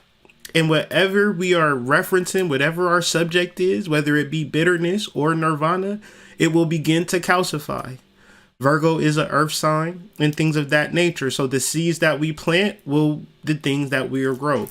We also talked about the Sun conjunct Mercury opposed Capricorn and Saturn, which is the engagement of the mind, body, and soul, but particularly the body. How can you be so concerned with money, so concerned with your house, so concerned with your baby daddy, but not think to pick up a dumbbell? Don't be a dumbbell. See, that was not me. I'm not that smart. I'm not that smart. Be a smart bell and exercise. Take a walk. Not for your man, but do it for yourself, right? Very, very, very, very important that we as a society, we as melanated beings, make it normal for us to exercise, right? There is no reason, like if you got a group of melanated people, you're an organizer of melanated people, and y'all doing tech, y'all doing business, y'all doing beauty, y'all doing fashion. Shout out to my lady selling quick weaves and lace fronts. And you got a staff, and your staff is melanated.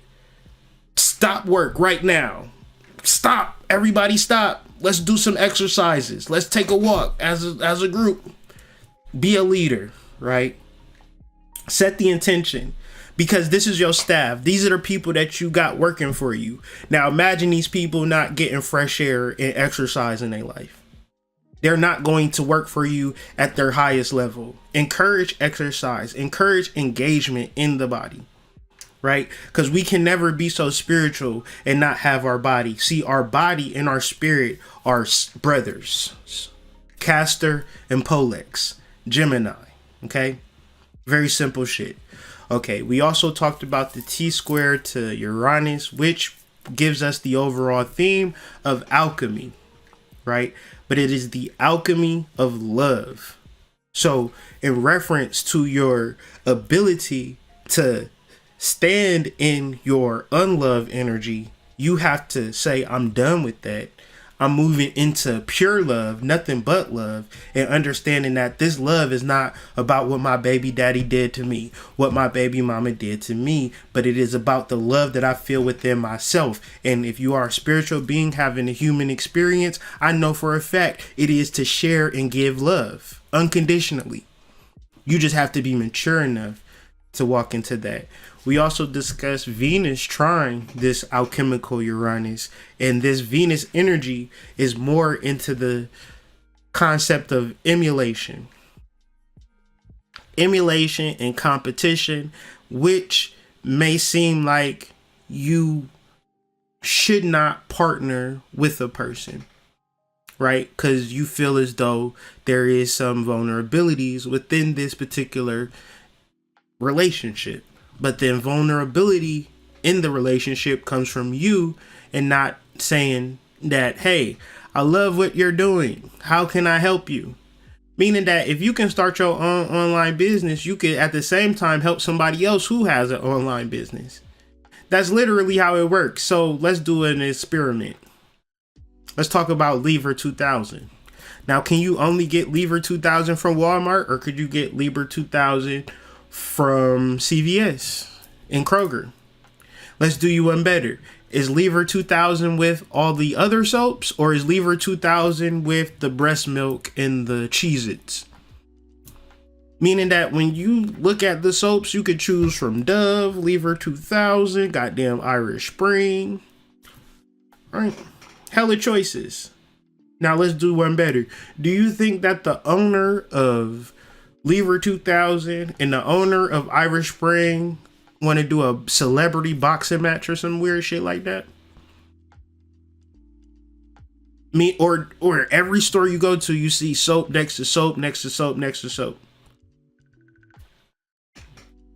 So at a certain point, there is no real competition in reference to you just coming up with a bomb ass soap. And if you got a bomb ass soap, you just got a bomb ass soap. Does that mean that you can't create a bomb ass soap because another person created a bomb ass soap? So forth and so on. So it is not about what other people are doing versus what you're doing. If you want to make bomb ass soap, you can make bomb ass soap. But ultimately, learning the difference between competing and working together in love is really what's at stake. So from a psychic level, how I see it as like the opportunities are there, but people through competition are somewhat being blocked versus what they can specifically do. And ultimately, if you are a leader, develop a softness in relation to how people may feel, and lead.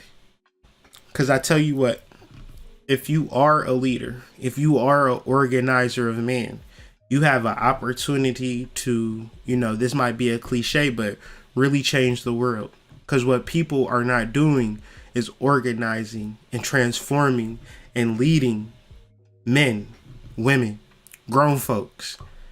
So with all of that being said, man, this is the time for that. So step into your leadership roles if this speaks to you, but ultimately understanding the simple things that we could begin to do to unify one another, which is love, exercising, and getting over your little petty jealousies and things of that nature.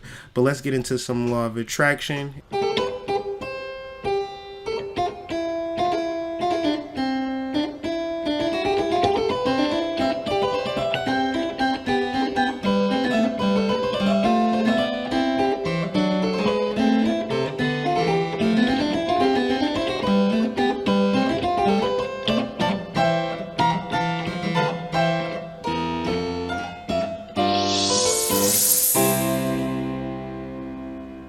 How do I change the reaction?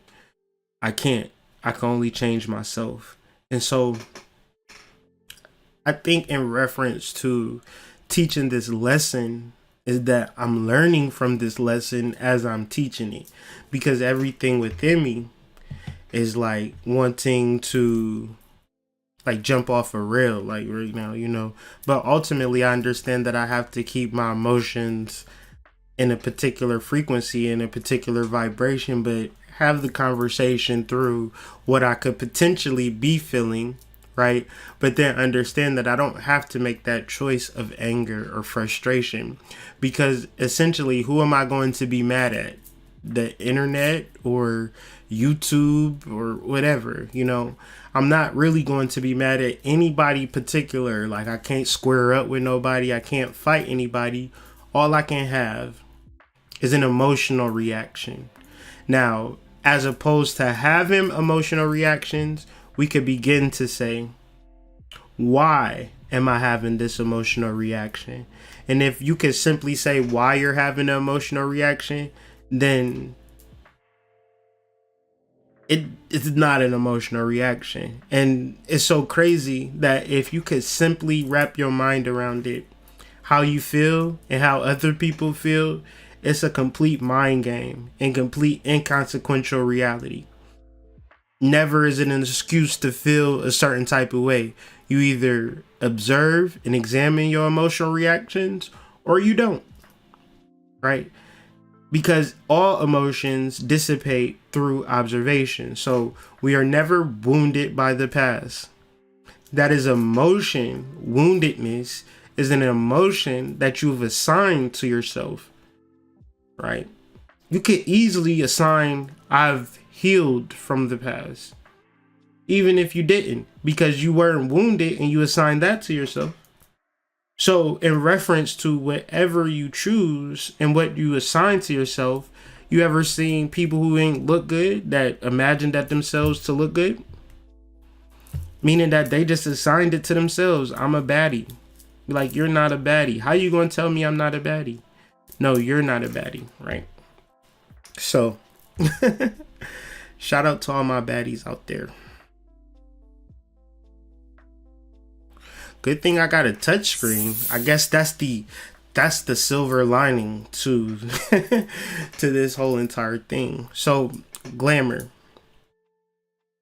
Glamour is the physical reality that we begin to say silly shit in reference to us being better or us being more privileged. So people will say, I went to this school, I work for this person, I had this degree, I know this, I know that, I'm this, I'm that, and then they'll fucking throw on some lights, they will fucking throw on some makeup, throw on some fake muscles, put on their do-rag, they ready for glamour, right?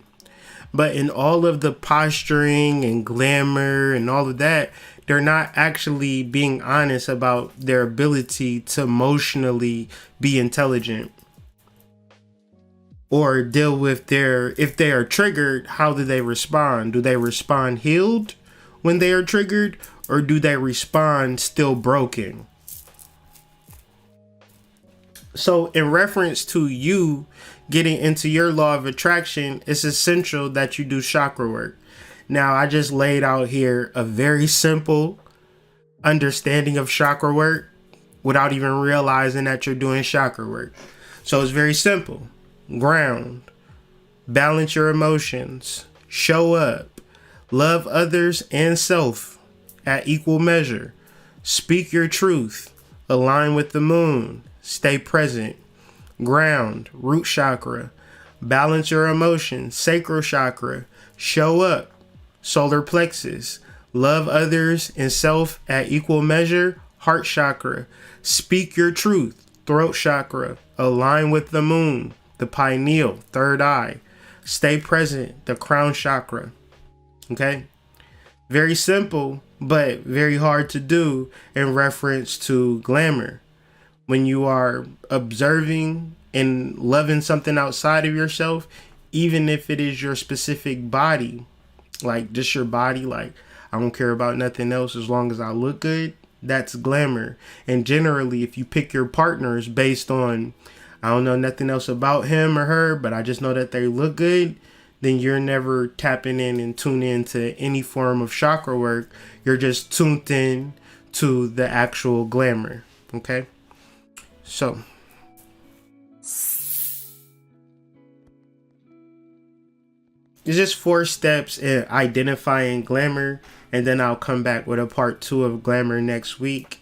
Definitely gonna look at this video and see what I can salvage of it, but definitely a interesting video thus far. But number 3, you are not wounded by the past. That is an emotion that you have assigned to yourself.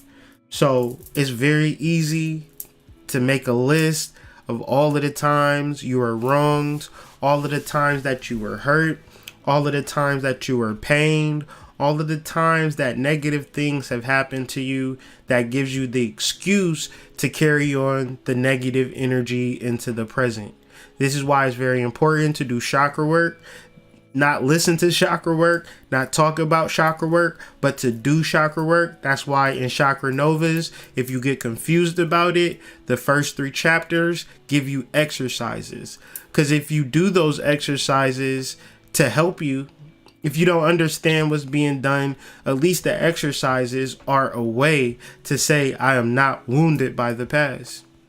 By doing yoga, by doing stretches, by exercising, by being vibrant, by showing up, you're specifically telling the universe and the world around you that I'm not wounded by the past and I'm ready for whatever is coming my way as far as law of attraction. We could be so hurt by the past, so hurt by our experiences, and understanding that that hurt is not hurting anybody but ourselves. You're not doing anything in the world. The world is going, the days is moving, life is going, and you're just caught up by what you've been through personally. So once we understand that, we could do so much more if we could just figure out how to be present. But being present is to honestly and equivocally assign a different emotion towards our past. Because when we reference a lot of our situations and a lot of our past, it is not the end all be all. Meaning that sometimes things are a catalyst. Some things are turning points. Sometimes it's just a middle part of the story. Now, the conflict resolution is inevitable. But if you can't make it through your conflict, or if you look at your conflict as a way to go back into your inner child, as a way to start over, then your ability to grow is completely on you. Stop going halfway and turning back home. See the thing out completely to the end. And the way that you see these things out is to go and face your triggers and say, you know what? I'm going to make it past this point. I always get to this point and I start over. I always start writing the book and I finish writing when I get to page 2. Well, if you know that, get to page 3 this time. Finish a chapter. If you want to write a book, say you're going to write a book in 6 months. How many pages is that a day? Well, that's 4 pages a day.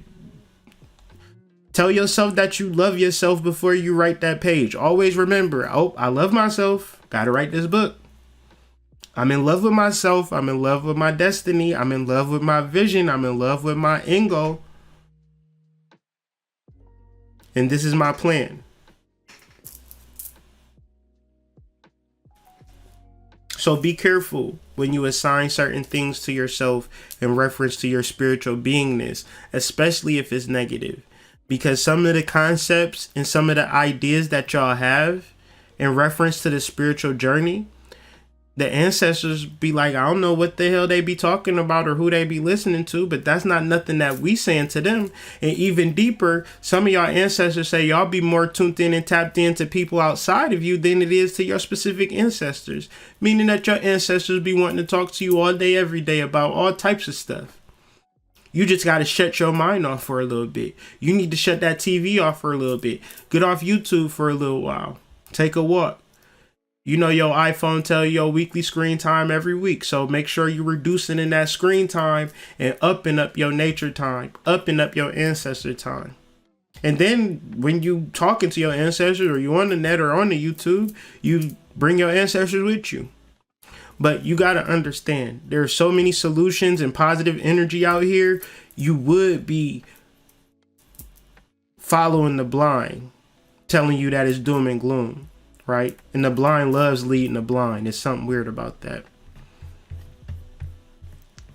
Forgot. Mouse don't work.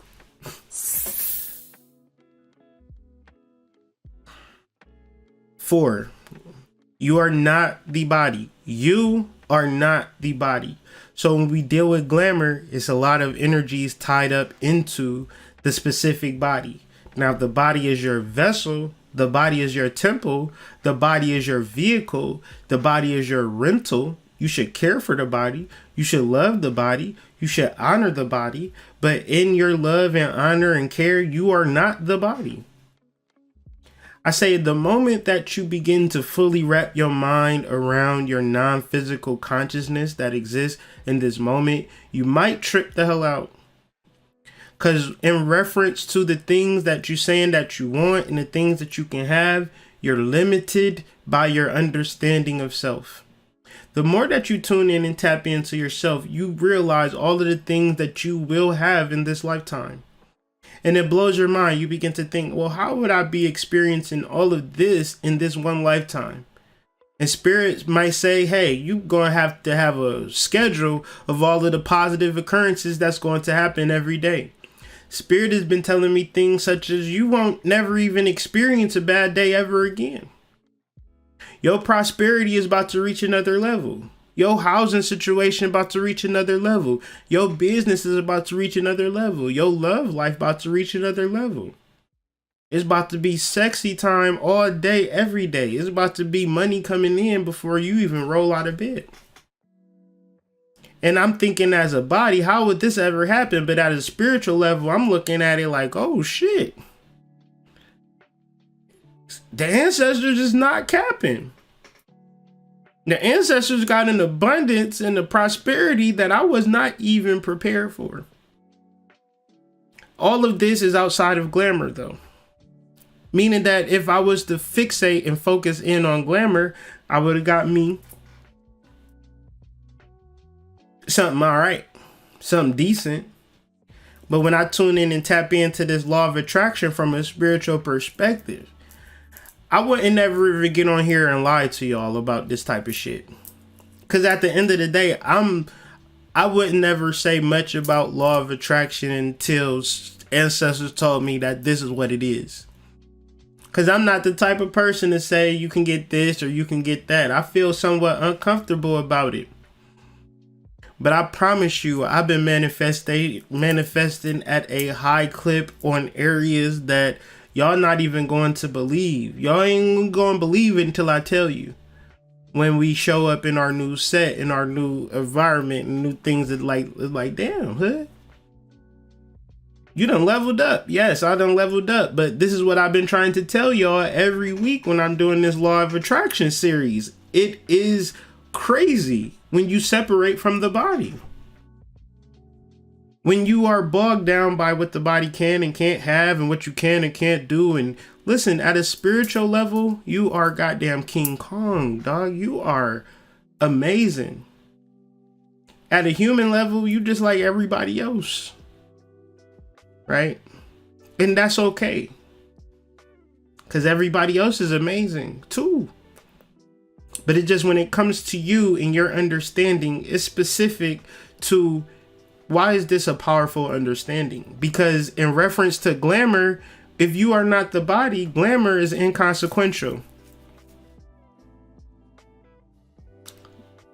The body is inconsequential, fam. If you are a spiritual being, see, this is the thing. Your relationships before you were a spiritual being was never supposed to work out. You were supposed to tap into your spiritual beingness, and then they metamorphosize into meeting other butterflies.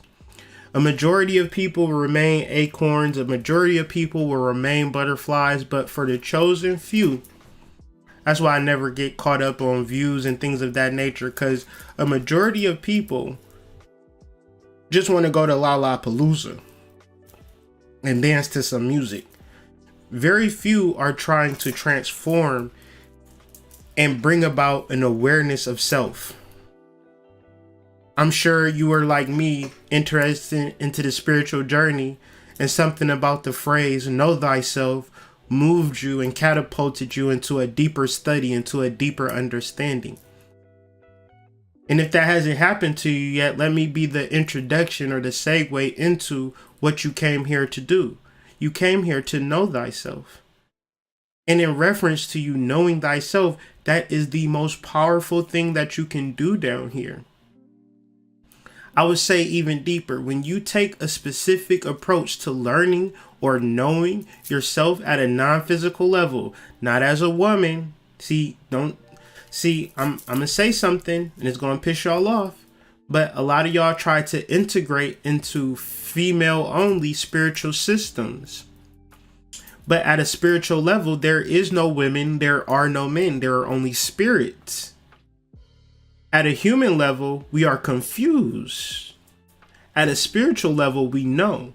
So you may tap in and tune in to Indian people, Asian people, Scandinavian people, black people, white people, all kinds of people, but y'all all share the same soul. Men, women, you might be a heterosexual male and have a gay friend. But say, for instance, you tuned in and tapped into the human level. You might be shooting yourself in the foot because you like, I don't deal with gay people. That's a human understanding.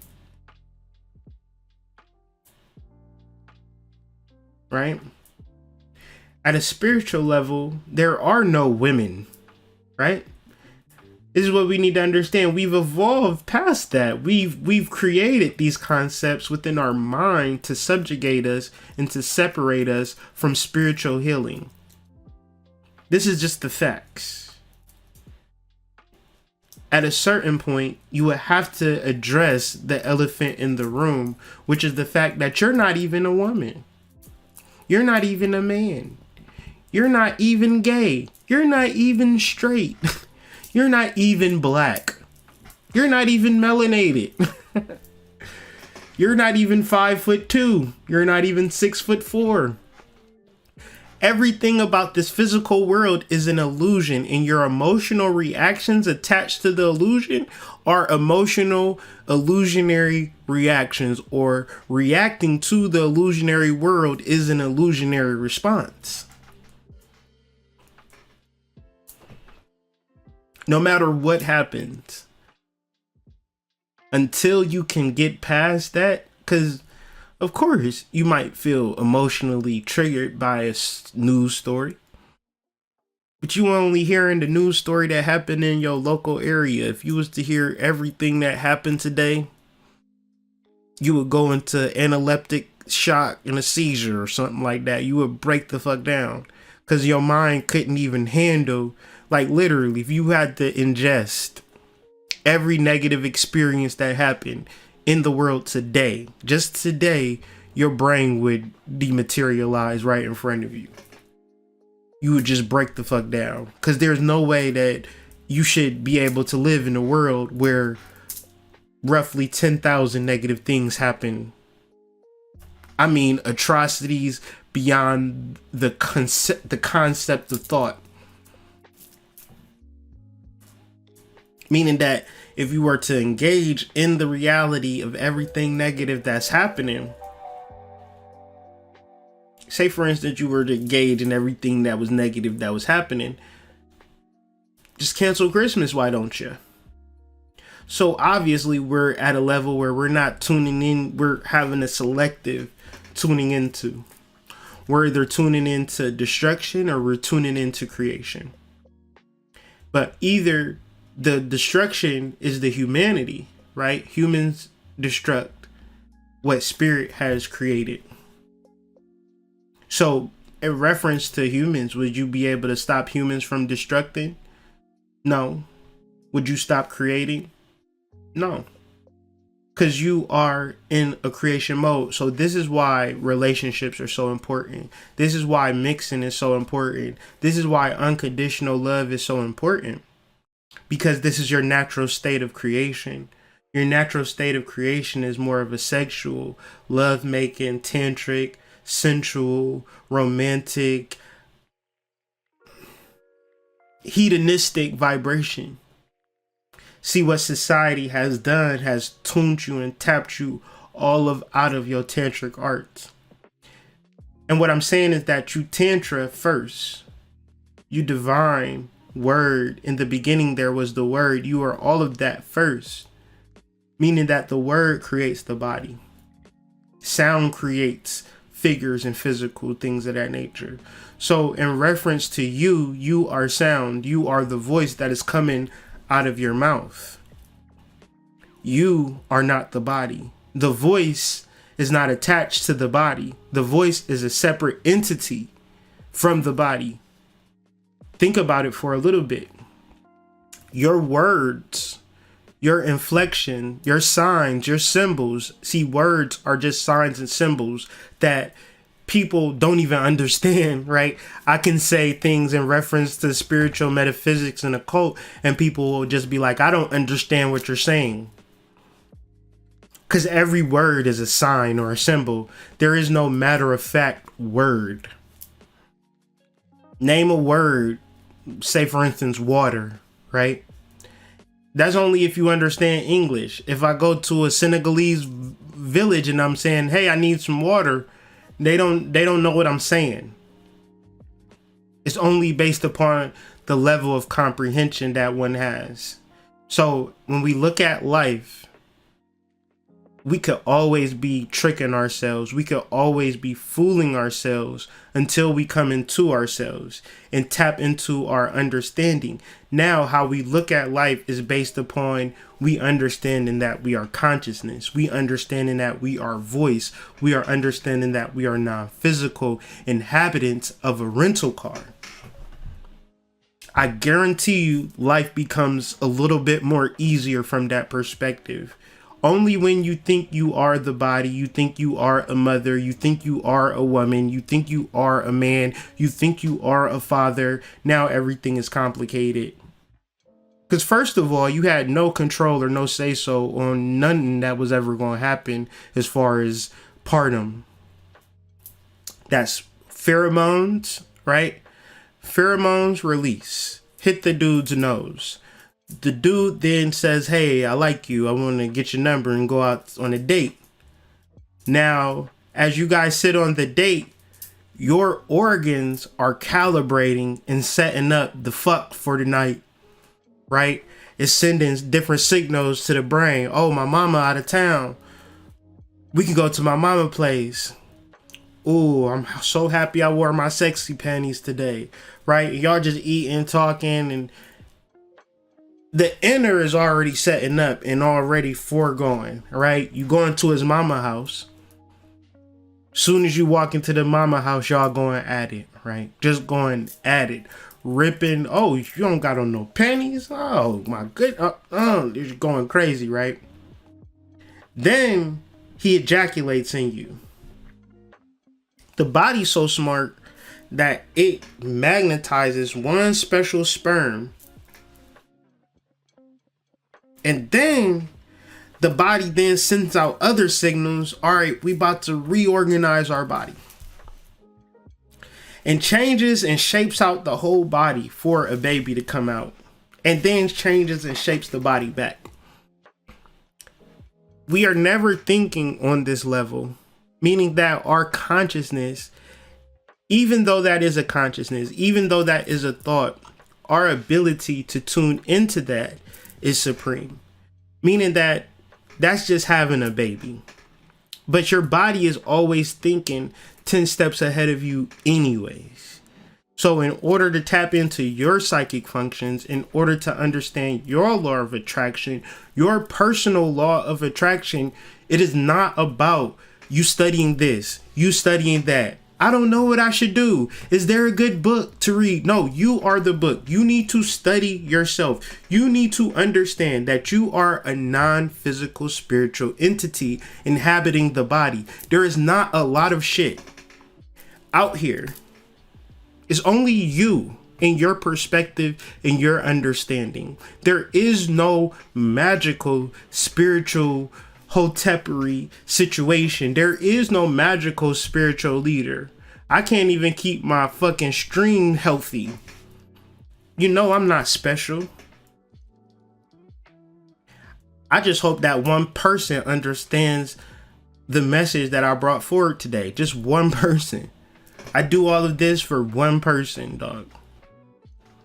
Because I wouldn't have never imagined that a person could understand this, even though it's simple. So I'm sure breaking it down simple for one person is good enough. So mouse is still frozen. So let's just push the button. In 2 days, August 4th, 2021, I will be presenting an online course, ChakrAstrology, and it deals with alchemy. We're going to go through each chakra. We're going to go through each planet assigned to this chakra. We're going to examine the function of this chakra, planetary connection, and the hormones that these energies secrete when we understand the messages that are been laid forth for years and years and years and years.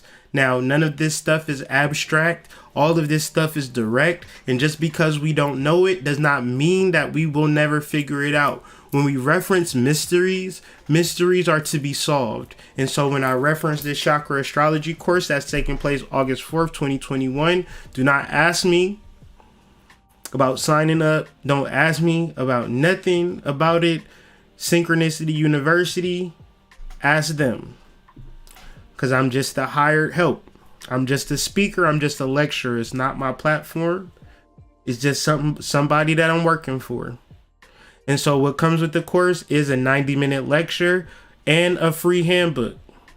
I've been working on this handbook for the past month and a half, and I'm not finished yet. I'm not done with it, but I'm just at the proofreading phases of it. It's going to be a free handbook. I said that the shadow work was my best work written, but I gotta double down on that. ChakrAstrology is my best work. And that's how it should be. Everything that you just recently done should be the best thing you ever done. That way you'll never have to worry about if you putting out high quality or not. I'm sure the next book that I put out is going to be an even greater book than that. I'm torn on whether I should do a book on the nakshatras or should I do a book on law of attraction. But we will shoot dice and see. Chakra Nova is available in stores in reference to expelling the glamour that's going on in your life, the external world that seems overpowering, and you can't seem to muster the inner strength to be your best self, probably because it's a mathematical scientific system in reference to you. Maybe you've been reading every single book and people tell you just need to buy books on Amazon. And the more books you buy on Amazon, the better your spiritual journey would be. I say no. I mean, I buy books on Amazon just like anybody else, but in reference to what I need to study and concentrate on is my hormonal secretion. That is the secret. Hormonal secretion. Am I producing stressful fight or flight hormones, or am I producing nirvana, blissful, relaxing, loving hormones? And I cannot, you know the people in your life, if they're really dealing with you, by the hormones you produce. And this is friend, family, or relationship. You can have somebody in your life that's leeching off your energy and you produce the hormones. When you produce the hormones, this is when you got to say thank you. Thank you, source. Thank you, spirit. Thank me. Not me, but thank yourself. Because that's the indication that this person is not right for you at a hormonal level. This person is not in sync with you at a hormonal level. Now, when you get around people, when you think about people and they make you a little wet, right? They make you feel a little better about yourself. Send them a message. Hey, I love the way that you make me feel about myself. I really love your reflection. Right? This is a beautiful, powerful statement in reference to your law of attraction. You know what I tend to do? I tend to always give people money. Like bums and things of that nature. Or if I'm in businesses, black businesses, I always like to patronize. When I go in metaphysical stores, I buy something. You know what this does? This allows people to treat me the same way, okay? So, and trust me, I've sold into many a psychic and many a metaphysical shops before anybody ever sold $1 into me. But when you understand energy, it is a very simple thing. You give what you get, okay? So, in reference to understanding what you want to receive, give the love that you want to receive to yourself.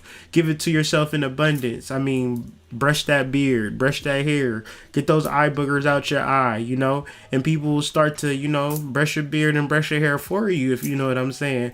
Hey, what's up with Mario? Have somebody come braid your hair, okay? But yes, I apologize that this message wasn't seamless, but the message is still the message.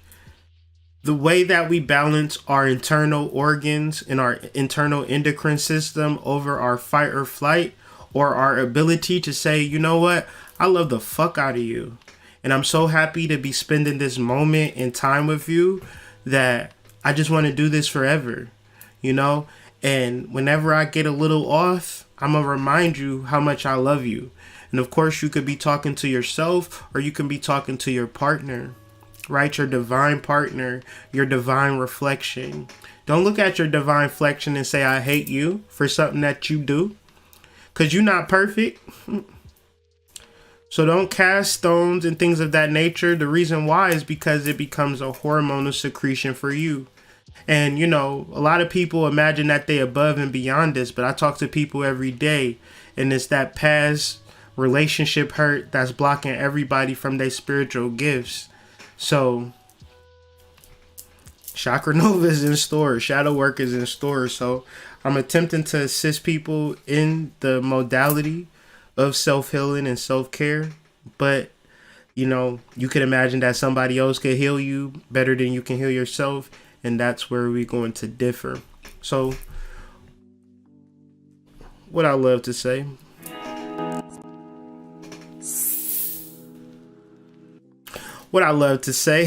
is that 1 + 1 = 3.